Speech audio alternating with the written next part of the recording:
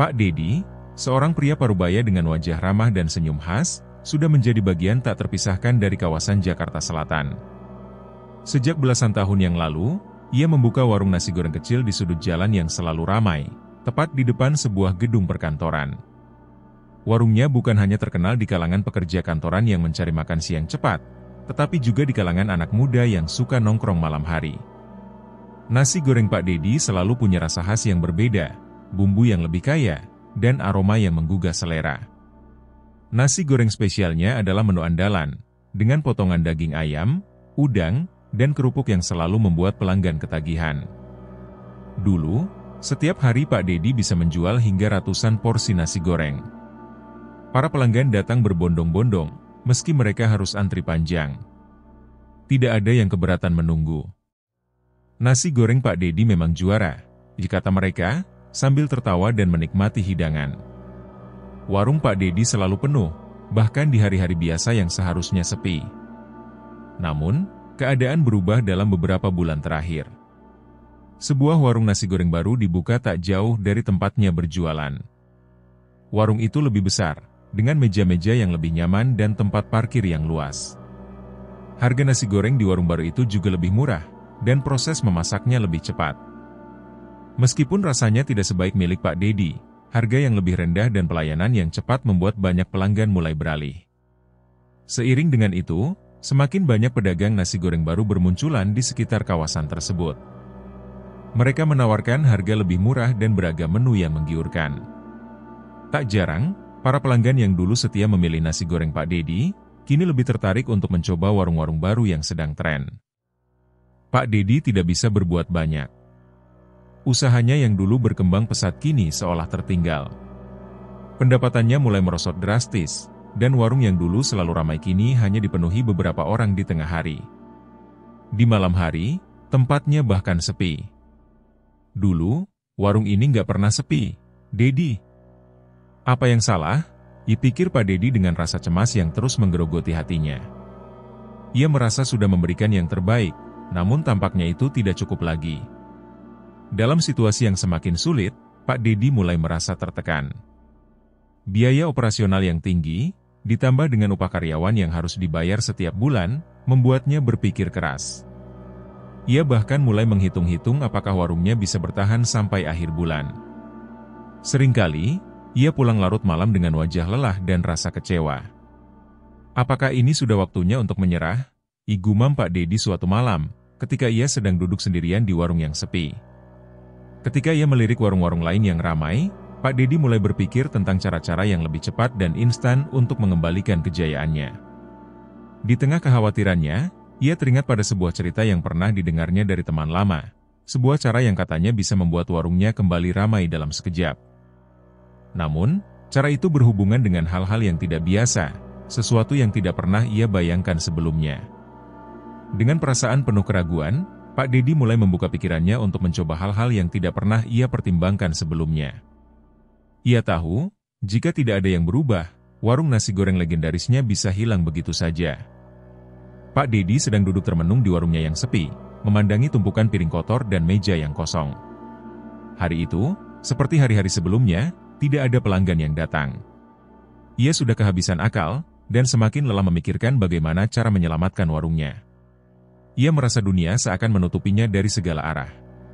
Tiba-tiba, suara derap langkah kaki terdengar dari arah pintu warung. Pak Dedi menoleh dan melihat sosok pria parubaya yang masuk ke dalam warung. Pria itu mengenakan jaket kulit yang sudah agak kusam, dan wajahnya penuh dengan kerutan. "Dedi?" tanya pria itu dengan suara serak. Pak Dedi terkejut. "Edi, teman lama saya." "Wah, sudah lama banget gak ketemu." "Apa kabar?" ujar Pak Dedi dengan senyum tipis, meski hatinya sedang resah. Edi, yang sudah lama tinggal di luar kota, tampak sedikit kaget melihat kondisi warung Pak Dedi yang jauh berbeda dari dulu. Warung ini dulu selalu ramai dan menjadi tempat favorit banyak orang. "Loh, kenapa bisa sepi gini?" "Nasi goreng kamu kan enak banget, Dedi," kata Edi, sambil duduk di bangku yang sudah sedikit berdebu. Pak Dedi hanya menggelengkan kepala. "Udah nggak laku lagi, Edi. Semua sekarang beralih ke tempat lain. Saingan banyak banget." Mau berusaha lebih keras lagi juga susah, persaingan harga yang nggak bisa aku lawan. Edi tersenyum penuh pengertian. Aku ngerti, Dedi. Persaingan memang keras di kota besar ini. Tapi, aku punya cara supaya bisnismu kembali ramai, kata Edi, sambil menatap Pak Dedi dengan serius. Pak Dedi menatap Edi bingung. Cara apa? Aku udah coba semua, Edi. Tapi nggak berhasil. Edi kemudian mencondongkan tubuhnya dan menurunkan suara. Dedi, aku nggak main-main. Ada cara yang cepat dan ampuh, meskipun agak berisiko. Itu namanya pesugihan. Pak Dedi terkejut, tapi Edi terus melanjutkan, seolah tahu pertanyaan yang akan keluar. Ada banyak cara untuk melakukan pesugihan, Dedi. Salah satunya yang aku tahu itu menggunakan ludah pocong. Kamu tahu pocong, kan? Pak Dedi mengerutkan kening. Pocong? Apa maksudnya? Edi melanjutkan, ya, kamu pasti sudah dengar tentang mitos pocong yang bisa menolong orang yang terdesak. Nah, ada cara untuk memanggilnya dengan ritual tertentu. Kalau kamu melakukan ritual ini dengan benar, nasi gorengmu akan jadi laris. Orang akan datang tanpa henti, dan kamu bisa mendapatkan uang sebanyak yang kamu mau. Aku sudah pernah lihat orang lain yang berhasil dengan cara ini. Pak Dedi merasa ngeri mendengar kata pocong, tapi ada secercah harapan muncul dalam dirinya. Semua yang dia punya saat ini adalah warung kecil yang semakin sepi, dan ia sudah tidak tahu lagi harus berbuat apa. Tapi, Edi, risikonya gimana? Kalau benar-benar bisa sukses, kenapa orang gak banyak yang tahu tentang ini? Pak Dedi bertanya ragu. Edi menarik napas panjang. Iya, ada risiko besar, Dedi. Pesugihan pakai pocong itu nggak main-main. Banyak orang yang terjebak dan terkutuk. Pocong itu nggak bakal cuma membantu kamu, dia akan minta balasan. Dan kamu harus siap menghadapi konsekuensinya. Edi diam sejenak, memastikan kata-katanya masuk ke dalam pikiran Pak Dedi. Tapi, kalau kamu nggak punya pilihan lain, mungkin ini jalan terakhir. Lagi pula, banyak yang berhasil kok, Dedi. Pak Dedi menatap Edi, merasa terombang-ambing antara harapan dan ketakutan. Ia tahu bahwa jalan yang satu ini sangat berisiko, namun keadaan sudah semakin mendesaknya untuk bertindak. Jika dia tidak mencoba, warungnya mungkin benar-benar akan tutup. Setelah beberapa saat terdiam, Pak Dedi akhirnya menganggukkan kepala. Oke, aku coba. Tapi aku perlu tahu semua caranya, Edi. Edi tersenyum, meskipun senyum itu terlihat penuh rahasia. Gampang, Dedi. Kamu cuma perlu beberapa bahan. Yang pertama, nasi goreng yang kamu buat sendiri, tentunya. Lalu, kamu butuh beberapa bahan lain, selembar kain hitam, segelas air dari sumur tua, dan yang paling penting, ludah pocong. Nah, untuk ludah pocong ini, kamu bisa mendapatkannya dengan cara tertentu, dan aku akan bantu kamu. Pak Dedi merasa semakin gelisah. Ludah pocong?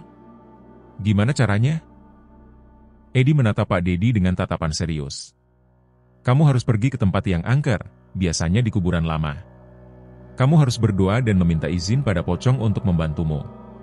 Setelah itu, kamu ambil sedikit ludah pocong yang ada di sana dan campurkan ke dalam nasi gorengmu.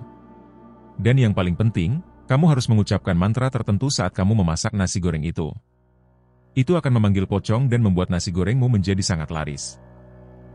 Pak Dedi merasa tubuhnya kaku, dan jantungnya berdegup lebih kencang. Ia tahu ini adalah keputusan besar, dan kemungkinan besar akan ada konsekuensinya. Tetapi, dia juga merasa tak ada jalan lain. Tidak ada waktu untuk mundur lagi.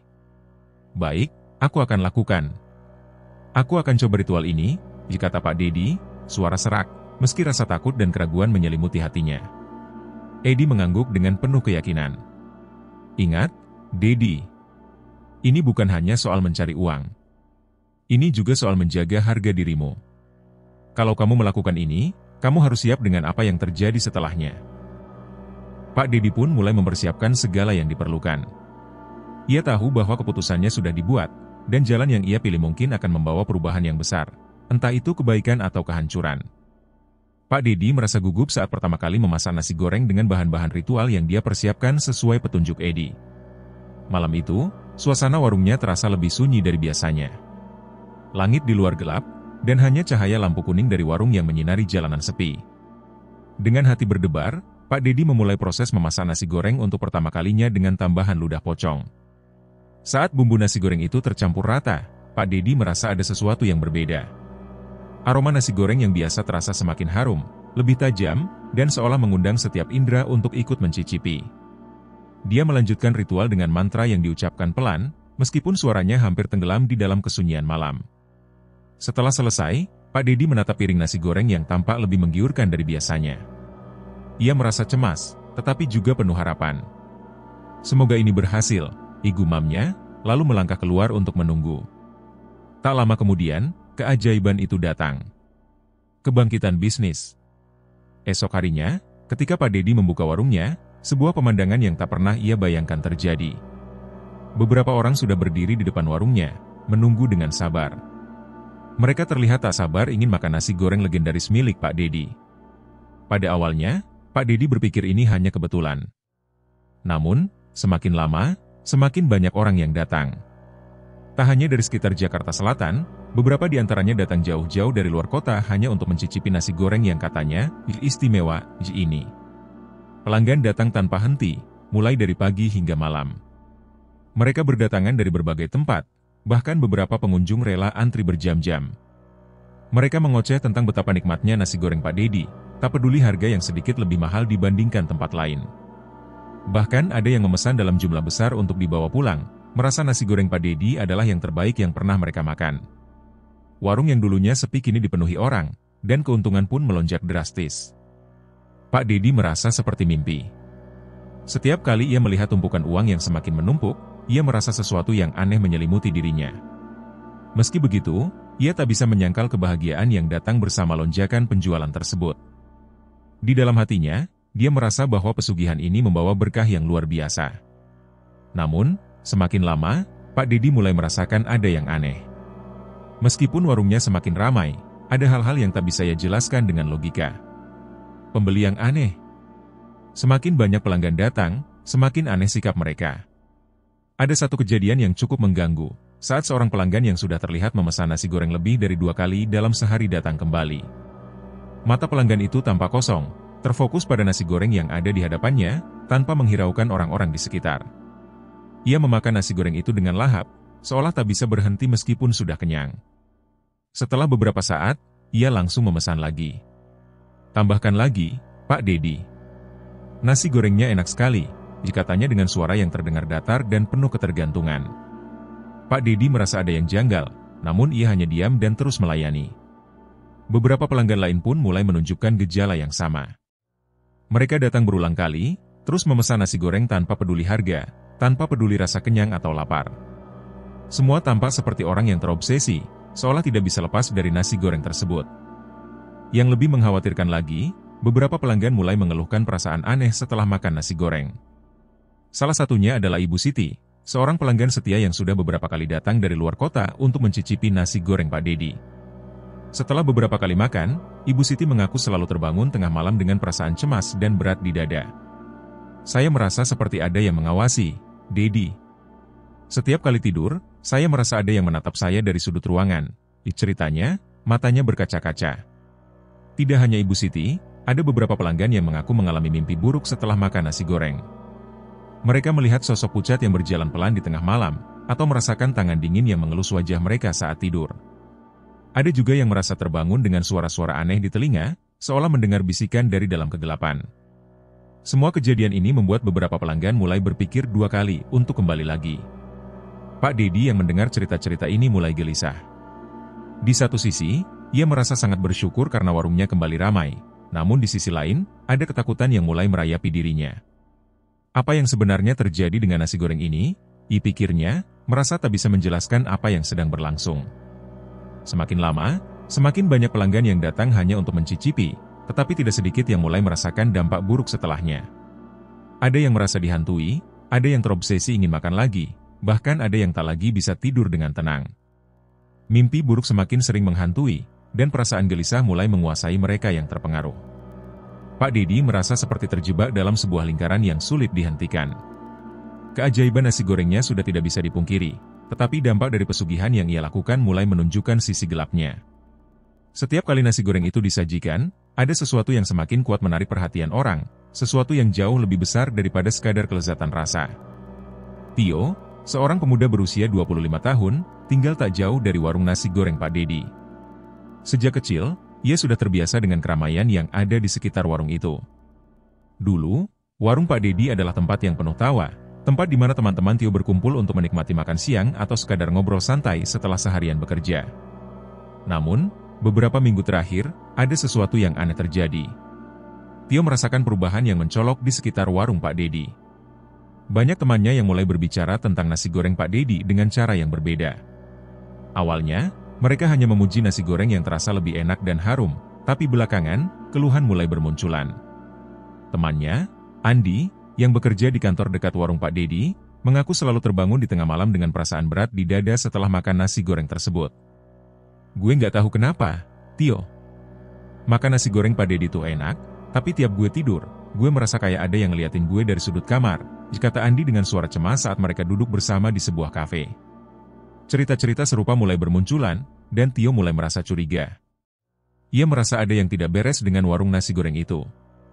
Kenapa hanya beberapa orang yang merasakan keanehan? Apa ada yang disembunyikan Pak Dedi? Atau, apakah benar ada sesuatu yang lebih gelap di balik kesuksesan tiba-tiba warung tersebut?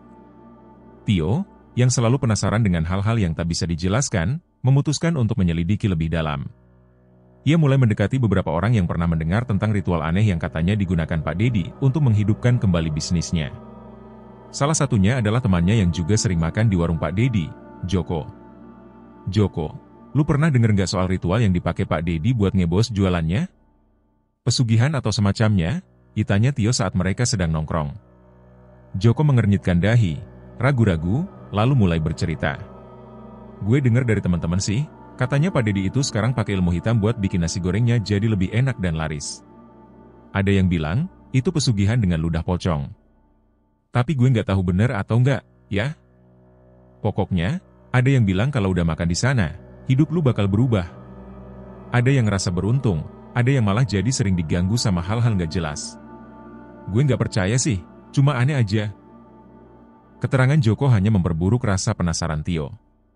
Tio tahu ada banyak mitos dan cerita tentang pesugihan yang beredar di masyarakat, namun kali ini, semua itu terasa begitu nyata.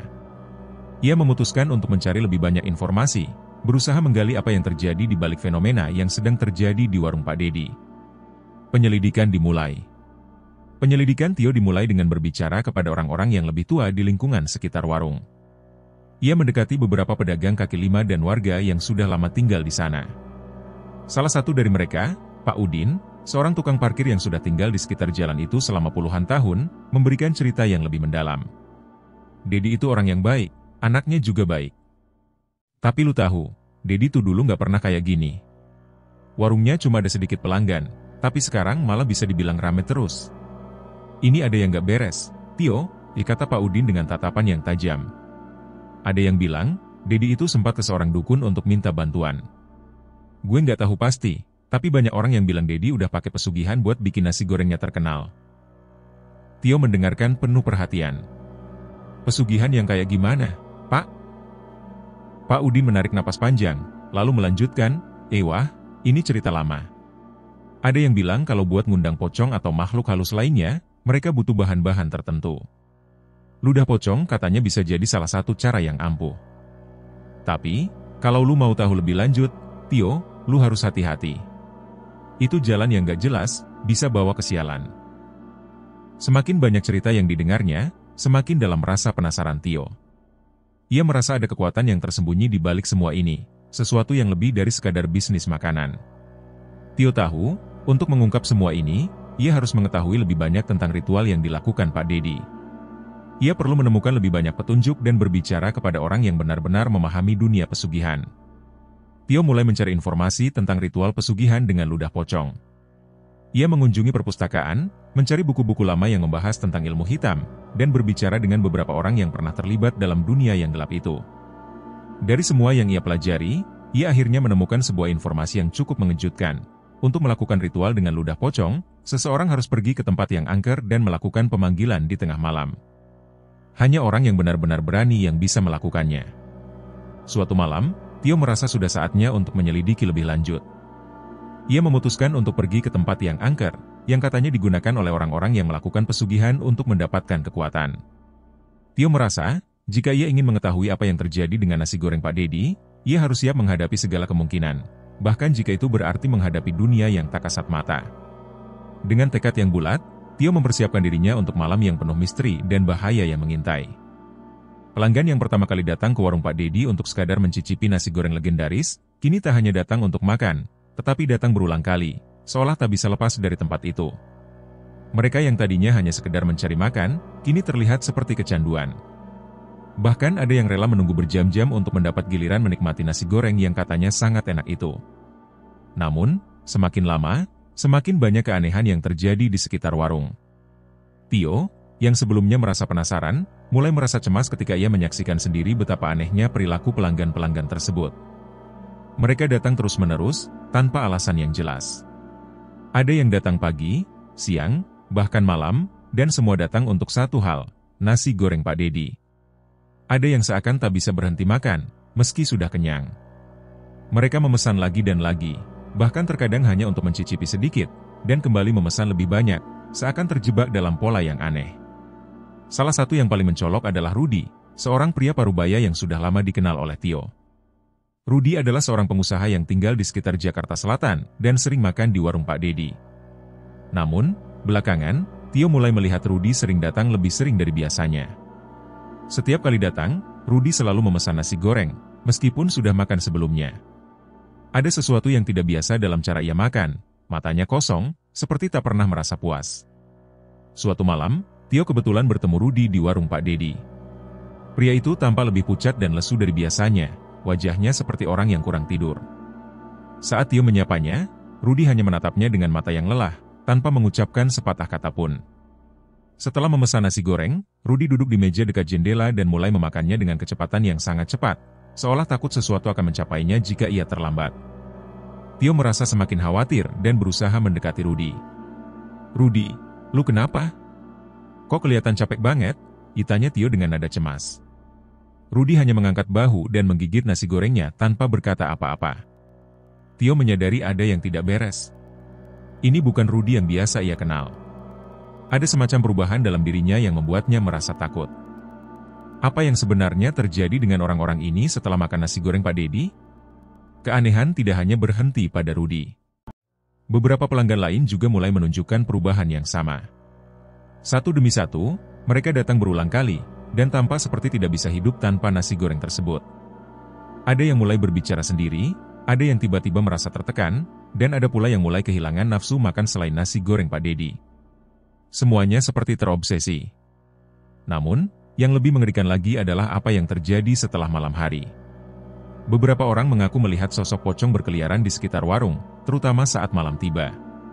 Salah satunya adalah Pak Hadi, seorang pedagang keliling yang selalu datang malam untuk membeli nasi goreng. Dia mengaku pernah melihat sesosok makhluk dengan tubuh terbungkus kain putih dan wajah yang pucat di dekat pohon besar di ujung jalan, dekat warung Pak Dedi. Wajahnya nggak jelas, Tio. Cuma kelihatan mata hitam melotot, tapi nggak ada suara. Gue takut banget. Gue langsung pergi. Pak Hadi bukan satu-satunya yang melaporkan melihat sosok tersebut. Beberapa orang lain juga mengaku melihat sosok pocong yang tiba-tiba muncul di sekitar warung, menghilang begitu saja dalam kegelapan. Beberapa yang melihatnya bahkan mengaku merasa tubuh mereka seperti kaku, ada perasaan berat yang menyerang dada mereka, seolah ada sesuatu yang mengikutinya pulang. Tio semakin merasa bahwa ada yang sangat salah dengan nasi goreng Pak Dedi. Ia mulai berpikir bahwa semuanya berhubungan dengan ritual pesugihan yang dilakukan Pak Dedi. Setiap kali nasi goreng itu dimasak, ada kekuatan yang melibatkan sesuatu yang tak terlihat, sesuatu yang tidak bisa dijelaskan dengan akal sehat. Namun, keanehan ini tidak hanya terjadi pada pelanggan. Pak Dedi sendiri mulai menunjukkan perubahan yang mencolok. Ia yang dulu ceria dan ramah, kini terlihat lebih gelisah dan cemas. Mata Pak Dedi tampak sayu, dan terkadang ia berbicara sendiri seperti orang yang sedang dihantui. Ia sering menatap kosong keluar jendela warung, seolah sedang menunggu sesuatu yang tak pernah datang. Tio merasa sangat khawatir, tetapi ia juga merasa bingung harus melakukan apa. Pelanggan yang terus berdatangan, perilaku aneh yang mulai meresahkan, dan cerita tentang pocong yang muncul di sekitar warung membuat Tio semakin yakin bahwa ada sesuatu yang lebih besar dan jahat yang sedang terjadi. Setiap tanda-tanda yang muncul semakin memperlihatkan bahwa nasi goreng Pak Dedi bukanlah makanan biasa. Ada kekuatan gelap yang tersembunyi di balik setiap suapan nasi goreng yang dimakan pelanggan, dan Tio merasa sudah waktunya untuk mencari tahu lebih dalam. Tio mulai menyusun rencana untuk menyelidiki lebih lanjut. Ia harus menggali lebih dalam tentang ritual pesugihan yang telah dilakukan Pak Dedi, karena ia yakin, hanya dengan cara itulah ia bisa mengungkap kebenaran yang tersembunyi. Tio tak lagi bisa diam. Setelah menyaksikan sendiri keanehan yang terus berkembang di sekitar warung Pak Dedi, ia tahu sudah waktunya untuk bertindak. Keinginan untuk melindungi teman-temannya, para pelanggan, dan tentu saja, dirinya sendiri, mendorongnya untuk berbicara langsung dengan Pak Dedi. Meskipun tahu ini bukanlah hal yang mudah, Tio tidak bisa lagi membiarkan ritual pesugihan yang melibatkan ludah pocong itu berlanjut. Pada suatu sore yang cerah, Tio mendekati warung Pak Dedi. Warung itu lebih ramai dari biasanya. Suara tawa dan percakapan ramai terdengar dari dalam, namun Tio bisa merasakan ada ketegangan di udara. Saat itu, Pak Dedi tengah melayani pelanggan di sudut warung, dengan tatapan mata yang kosong dan lelah, seperti orang yang terbebani oleh sesuatu yang tak bisa diungkapkan. "Tio, ayo makan nasi goreng, sini. Gratis, kok." Pak Dedi menyapa dengan senyuman lebar, meskipun matanya tampak kosong.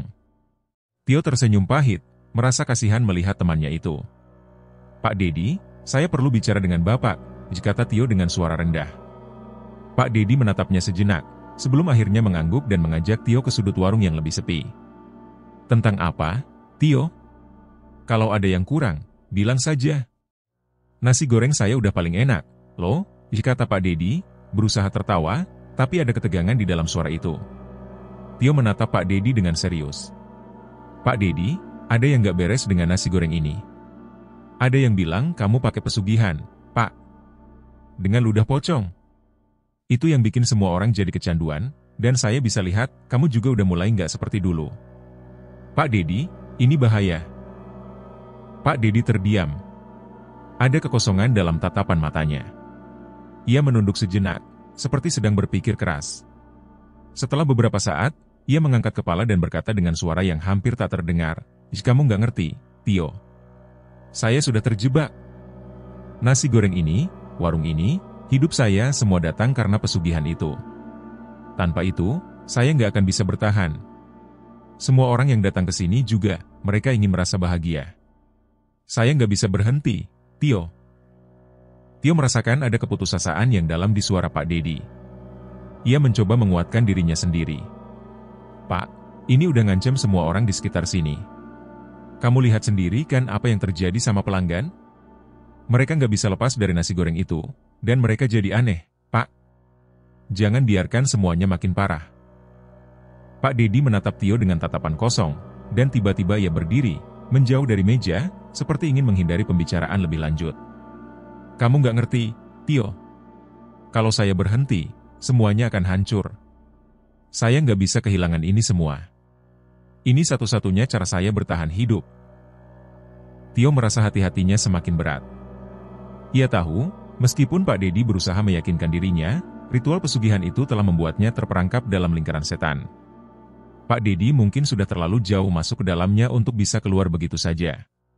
Namun, saat Tio berusaha mendekati Pak Dedi, membujuknya untuk menghentikan ritual itu, sesuatu yang mengejutkan terjadi. Beberapa pelanggan yang sebelumnya terlihat seperti orang biasa, kini tampak marah. Mereka yang mendengarkan percakapan Tio dan Pak Dedi mulai berdiri, menyuarakan protes dengan keras.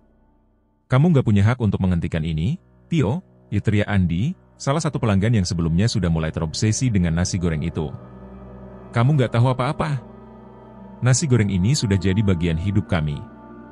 Kamu coba mengganggu, dan semua akan berubah buruk." Beberapa pelanggan lain mulai ikut menyuarakan kemarahan mereka. Ada yang menggeram dengan marah, ada juga yang menatap Tio dengan mata yang penuh kebencian.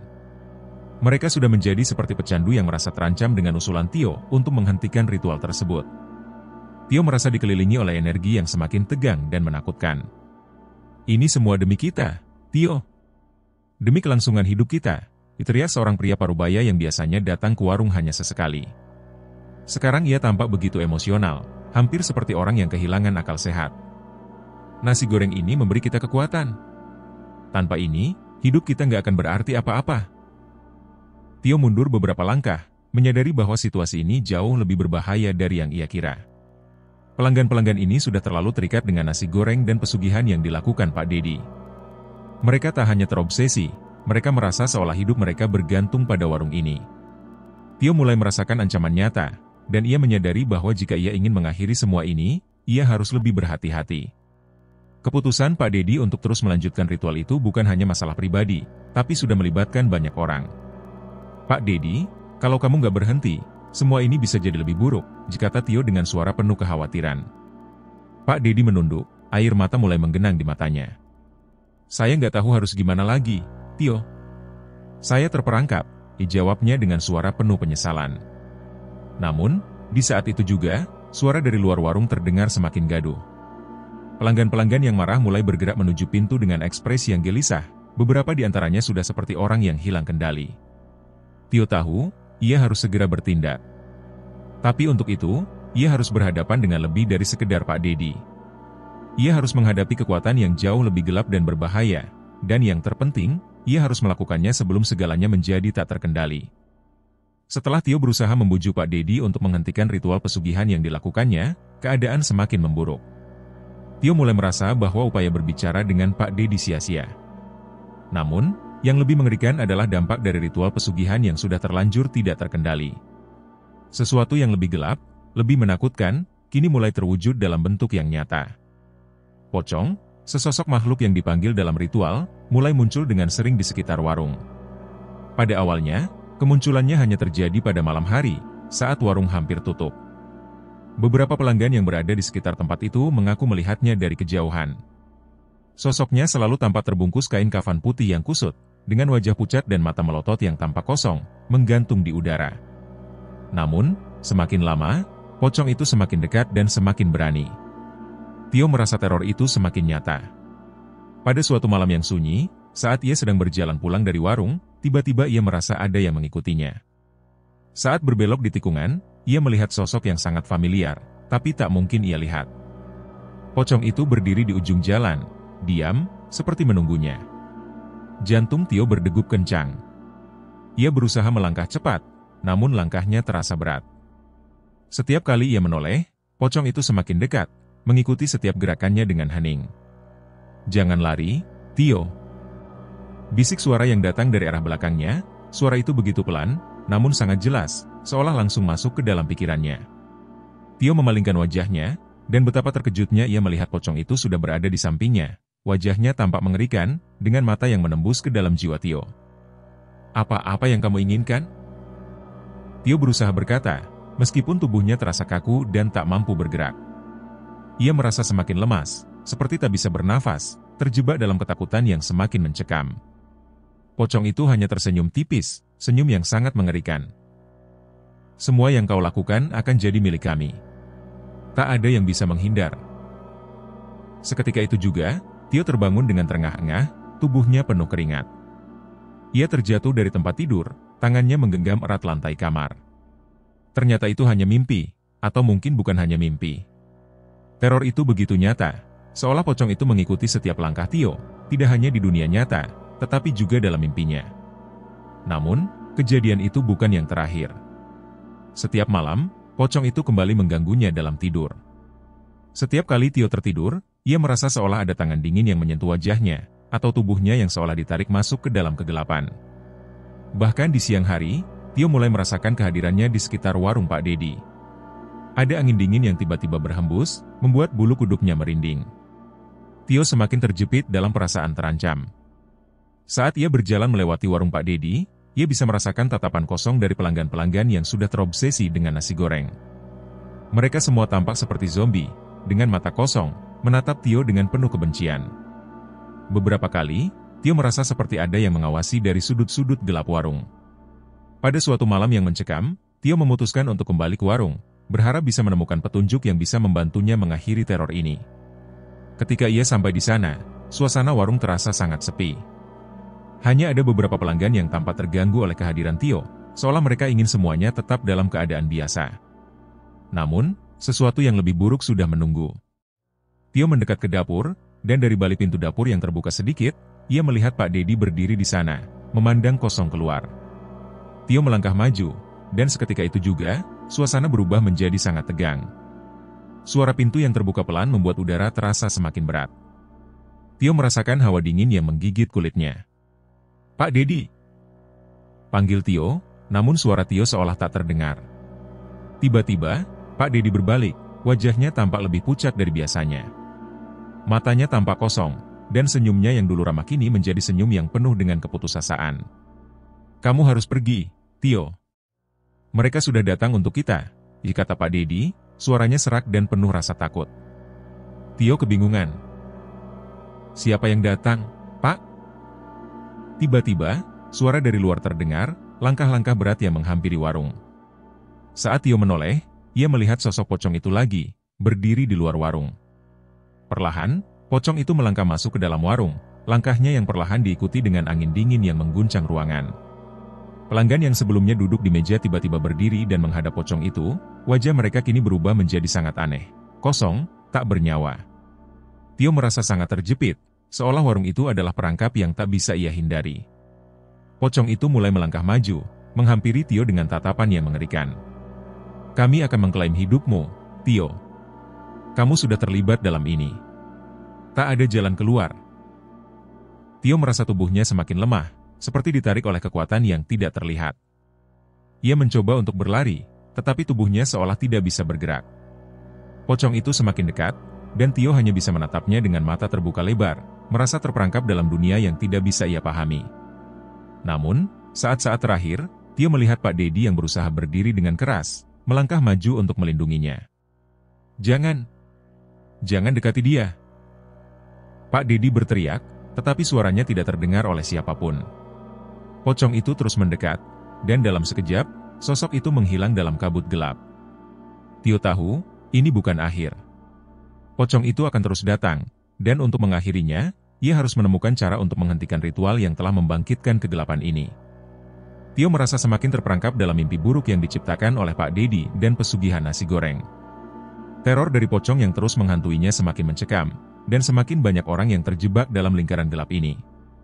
Dia tahu, jika tidak ada yang dilakukan segera, lebih banyak orang akan menderita dan kehilangan nyawa mereka.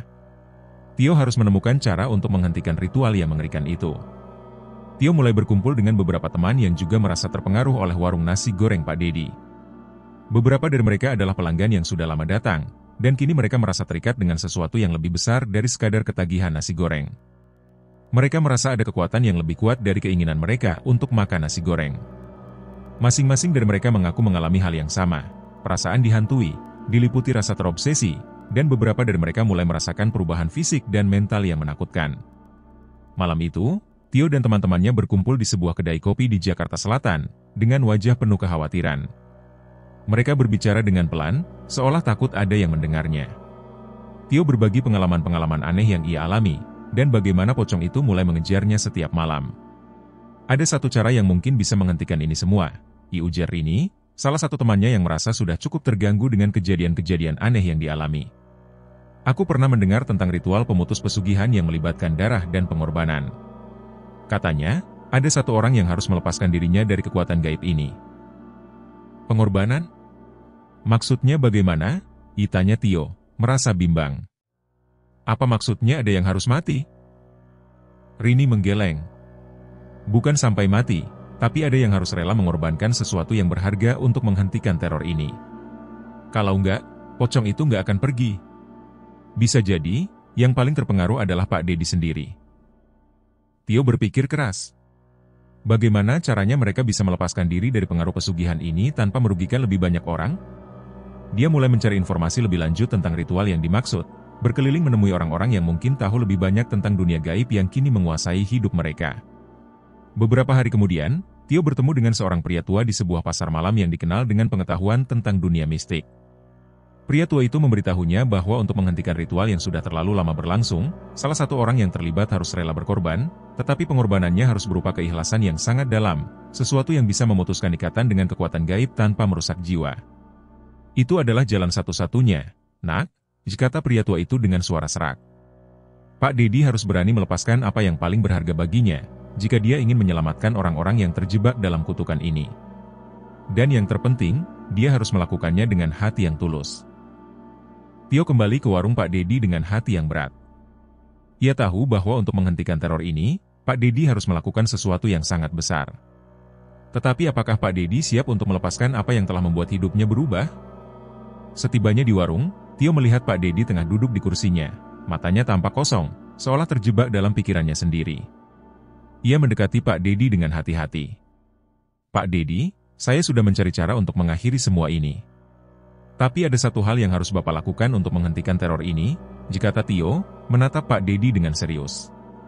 Pak Dedi mengangkat kepala, matanya penuh keraguan. Apa itu, Tio?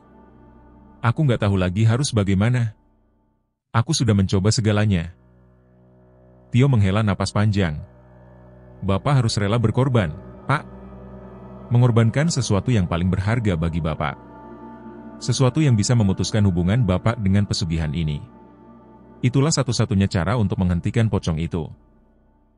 Pak Dedi terdiam, sejenak merenung. Tio bisa melihat betapa berat keputusan itu bagi Pak Dedi. Selama ini, nasi goreng dan warung ini adalah segalanya bagi Pak Dedi. Itu adalah hidupnya, penghasilannya, bahkan mungkin kebahagiaannya. Namun, kini semuanya terasa seperti kutukan yang tak bisa dilepaskan. Apakah aku harus berhenti jualan? Tanya Pak Dedi, suaranya bergetar. Ya, Pak. Tapi lebih dari itu, Bapak harus melepaskan seluruh hidup Bapak yang bergantung pada pesugihan ini. Bapak harus berhenti, jawab Tio dengan tegas. Pak Dedi menunduk. Tio bisa melihat matanya mulai berkaca-kaca. Ia tahu betul bahwa ini adalah pengorbanan besar yang harus dilakukan. Jika Pak Dedi benar-benar ikhlas, maka hanya dengan begitu nasib mereka semua bisa berubah. Kalau ini yang harus kulakukan untuk menyelamatkan kalian, aku akan melakukannya, kata Pak Dedi dengan suara berat. Aku akan menutup warung ini, melepaskan semuanya. Namun, di saat yang sama, angin dingin berhembus tiba-tiba. Tio mendengar suara langkah-langkah berat di luar warung. Pocong itu kembali. Kali ini, bukan hanya Tio yang merasa terjebak. Pak Dedi pun merasakannya. Teror yang datang dengan kekuatan gaib itu semakin kuat, seolah tak mau melepaskan Pak Dedi. Tio tahu, saatnya telah tiba. Mereka harus menghadapi pocong itu sekali lagi, tetapi kali ini dengan satu tujuan, memutuskan hubungan mereka dengan dunia gaib, meski harus berkorban. Malam itu, warung nasi goreng Pak Dedi tampak gelap dan sunyi, seolah seluruh kota Jakarta Selatan menahan napasnya. Setelah keputusan berat untuk mengakhiri pesugihan yang telah membuat hidupnya terperangkap dalam kegelapan, Pak Dedi tahu bahwa tidak ada jalan lain selain menghadapi konsekuensinya. Ia dan Tio, bersama beberapa warga sekitar yang ikut terpengaruh oleh ritual tersebut, berkumpul di luar warung, bersiap untuk melaksanakan ritual terakhir yang mereka harapkan bisa membalikan segalanya. Warga-warga yang datang tampak cemas, beberapa dari mereka sudah merasakan dampak buruk dari nasi goreng yang terlibat dalam pesugihan.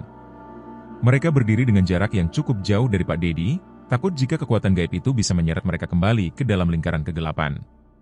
Tio berdiri di sisi Pak Dedi, matanya penuh tekad meskipun hatinya berdebar-debar. Malam ini, mereka harus mengakhiri semuanya, atau mereka semua akan terperangkap dalam kutukan yang tak bisa dibalikkan. Pak Dedi sudah mempersiapkan semua yang diperlukan untuk ritual tersebut. Sebuah lingkaran yang digambar dengan kapur di tanah, beberapa benda berbau mistik yang ia temui selama pencariannya, dan sejumput tanah dari makam yang diakini bisa memutuskan ikatan dengan dunia gaib. Namun, saat ia memegang benda-benda itu, tubuhnya terasa gemetar. Ia tahu ini adalah akhir, dan ia tidak bisa mundur lagi. Pak Dedi, kita harus mulai, kata Tio dengan suara tegas, meskipun dalam hatinya ia juga merasakan ketakutan yang luar biasa. Pak Dedi mengangguk. Dengan perlahan, ia mulai membaca mantra yang sudah diajarkan oleh pria tua yang ditemui Tio beberapa hari lalu. Suara Pak Dedi bergetar, namun kata-kata itu keluar dengan kekuatan yang tak bisa dibendung. Tanah di bawah kaki mereka bergetar, dan udara mulai berubah. Angin dingin berhembus kencang, seolah-olah menghalangi ritual itu berlangsung dengan lancar. Tio melihat bayangan-bayangan gelap bergerak di antara mereka, dan rasa takut semakin menguasai dirinya. Tiba-tiba, suasana malam yang tenang berubah menjadi mencekam. Sebuah cahaya putih yang menakutkan muncul dari arah warung, dan dalam sekejap, sosok pocong yang sudah mereka takuti muncul di tengah-tengah lingkaran. Wajahnya yang pucat, tubuh terbungkus kain kafan, dan matanya yang melotot tampak lebih menyeramkan dari sebelumnya. Seolah-olah pocong itu sudah menunggu momen ini untuk menghancurkan mereka. Kenapa kalian berhenti? Kenapa kalian tidak menikmati keberkahan yang kuberikan? suara pocong itu terdengar dalam bisikan yang mengerikan, memecah kesunyian malam. Kalian tak akan pernah bisa lepas dariku. Pak Dedi hampir kehilangan kata-kata. Namun, ia memaksa dirinya untuk terus melantunkan mantra, meskipun tubuhnya mulai terasa berat, seolah ada beban yang menekan jantungnya. Tio melihat pocong itu mulai bergerak, melayang perlahan ke arah mereka, dan suasana semakin mencekam. Kalian tidak akan bisa mengalahkanku, ujar pocong itu dengan senyum menyeramkan. Sementara itu, kekuatan gaib yang dipanggil dalam ritual semakin menguat. Angin kencang berputar di sekitar mereka, tanah berguncang lebih keras, dan suara-suara aneh mulai terdengar dari balik bayangan gelap yang mengelilingi lingkaran. Tio merasakan tubuhnya seperti dipenuhi dengan rasa takut yang luar biasa. Namun, ia tahu bahwa mereka tak bisa mundur sekarang. Pocong itu tiba-tiba melompat ke arah Pak Dedi, dan Tio merasakan tubuhnya terhuyung karena kekuatan angin yang begitu kuat. Dia bisa melihat aura gelap yang mengelilingi sosok pocong itu. Tio teringat pada pesan yang disampaikan oleh pria tua, pengorbanan yang harus dilakukan. Pak Dedi harus rela melepaskan seluruh hidupnya yang terhubung dengan pesugihan ini. Pak Dedi, kamu harus lebih kuat. Tio berteriak, meskipun suaranya hampir tak terdengar di tengah riuhnya kekuatan gaib yang mengamuk. Pak Dedi, dengan napas tersengal, menatap pocong itu. Ia merasa semakin lemah, seolah-olah nyawanya akan dicabut dalam sekejap.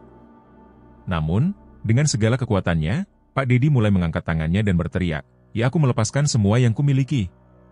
Aku melepaskan warung ini, nasi goreng ini, dan semuanya. Aku melepaskan diriku." Seketika, cahaya putih yang mengerikan itu semakin terang, dan pocong itu menjerit keras, seolah-olah merasakan ikatannya mulai terlepas. Namun, dalam momen itu juga, tubuh Pak Dedi jatuh lunglai ke tanah, tak sadarkan diri. Kekuatan gaib yang luar biasa itu berputar-putar semakin liar, menciptakan pusaran angin yang semakin besar dan tak terkendali. Tio berdiri di tengah kekacauan, kini harus memilih antara menyelamatkan dirinya atau membantu Pak Dedi. Dia merasa bahwa kalau ia tidak bertindak, teror ini akan terus berlangsung, menghancurkan lebih banyak jiwa. Namun, jika ia terlalu lama, Pak Dedi mungkin akan hilang selamanya. Dalam kebingungannya, Tio berlari ke arah Pak Dedi dan memegang tangannya. "Pak Dedi, bangun. Kita harus menyelesaikan ini." Tio berteriak, mencoba membangkitkannya. Tiba-tiba, pocong itu meluncur ke arah mereka dengan kecepatan yang menakutkan, menambah rasa takut yang memuncak. Tio tak punya banyak waktu. Ia berdoa dalam hatinya, memohon agar keberanian Pak Dedi bisa menyelamatkan mereka berdua. Tangan Pak Dedi yang lemas tiba-tiba menggenggam tangan Tio, dan dengan kekuatan terakhir yang tersisa, Pak Dedi berusaha berdiri. "Kita harus selesai," bisiknya, dengan napas terengah-engah. Dengan kedua tangan yang gemetar, Pak Dedi mengucapkan kalimat terakhir dari mantra yang dapat membalikan kekuatan itu. Dan begitu kata-kata itu keluar dari bibirnya, pocong itu menjerit keras, sosoknya mulai memudar dan menghilang dalam kabut yang mengerikan. Tanah berhenti berguncang, angin yang mengguncang pun mereda, dan akhirnya kesunyian kembali meliputi warung yang kini terbebas dari kutukan. Namun, meskipun pocong itu hilang, Tio tahu bahwa mereka tak akan pernah sama lagi.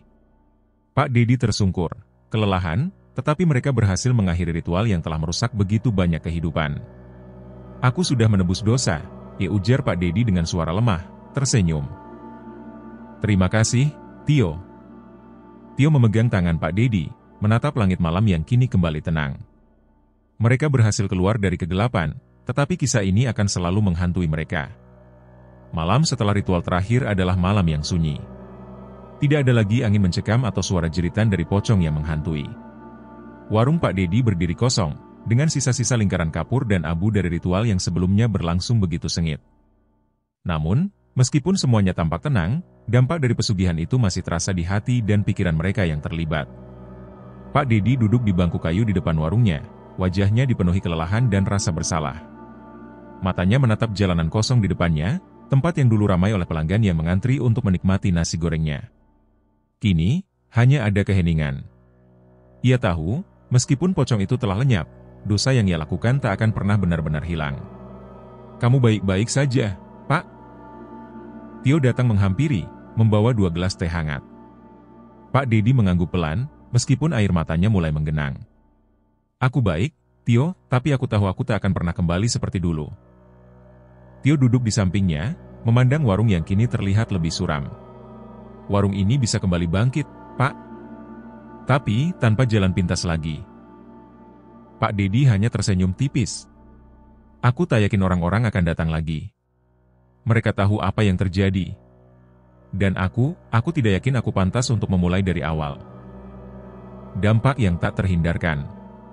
Beberapa hari setelah ritual, cerita tentang warung Pak Dedi menyebar di lingkungan sekitar. Warga yang pernah makan di sana masih merasakan dampaknya, meskipun pocong itu telah diusir. Beberapa dari mereka bermimpi buruk setiap malam, melihat bayangan pocong atau mendengar suara-suara aneh. Ada pula yang merasa tubuh mereka lebih lemah dari biasanya, seolah ada energi yang terkuras secara perlahan. Seorang pelanggan setia, Bu Rini, yang dulu sering makan nasi goreng Pak Dedi, mengeluhkan tubuhnya yang semakin kurus dan mimpi buruk yang terus menghantuinya. Saya sering melihat bayangan pocong di rumah saya, diceritanya kepada Tio suatu hari. Meskipun saya sudah berhenti makan nasi goreng itu, rasanya saya belum benar-benar terbebas. Tio mulai merasa bahwa meskipun ritual pesugihan telah dihentikan, pengaruhnya masih tersisa, merambat perlahan di kehidupan mereka yang pernah terlibat. Ia pun mencoba mencari cara untuk membantu mereka, berbicara dengan sesepuh dan tokoh agama setempat untuk membersihkan aura negatif yang tertinggal. Penutupan cerita. Warung Pak Dedi kini benar-benar sepi. Pelang bertuliskan, nasi goreng legendaris, yang telah dilepas, digantikan dengan papan kosong yang tampak kusam. Pak Dedi memutuskan untuk menutup warungnya, merasa bahwa tidak ada yang bisa dilakukan untuk memperbaiki apa yang telah rusak. Ia memilih untuk pulang ke kampung halamannya, meninggalkan Jakarta dengan hati yang berat namun penuh tekad untuk memulai hidup baru yang lebih bersih. Sementara itu, Tio melanjutkan hidupnya, meskipun ia tahu bahwa pengalaman ini akan selalu menghantuinya. Ia masih merasakan dinginnya malam ketika pocong itu muncul, suara jeritan yang terus terngiang di telinganya, dan wajah penuh penyesalan dari Pak Dedi. Namun, ia juga tahu bahwa perjuangannya tidak sia-sia. Ia telah menyelamatkan banyak orang dari bahaya yang lebih besar, meskipun beberapa luka tetap ada. Di malam terakhir sebelum Pak Dedi pergi, ia memberikan Tio sesuatu, sebuah wajan tua yang selama ini digunakan untuk memasak nasi goreng. Ini bukan apa-apa, kata Pak Dedi. Tapi aku harap, ini jadi pengingat buatmu, Tio. Jangan pernah tergoda untuk memilih jalan pintas. Apapun yang kamu lakukan nanti, lakukan dengan jujur. Tio menerima wajan itu, mengangguk pelan. Terima kasih, Pak. Saya akan selalu ingat pesan ini. Malam itu, Tio berdiri di depan warung yang kosong, memandangi jalanan sepi di depannya. Meskipun teror telah berhenti, ia tahu bahwa bekasnya tidak akan sepenuhnya hilang. Namun, ia juga percaya bahwa waktu akan menyembuhkan luka, dan kegelapan yang pernah melanda tempat itu akan digantikan oleh harapan baru. Ketika ia berbalik untuk pergi, angin malam berhembus perlahan, membawa suara samar yang terdengar seperti tawa kecil, sebuah pengingat bahwa meskipun kekuatan gaib telah dikalahkan, dunia ini masih menyimpan misteri yang tak bisa sepenuhnya dijelaskan.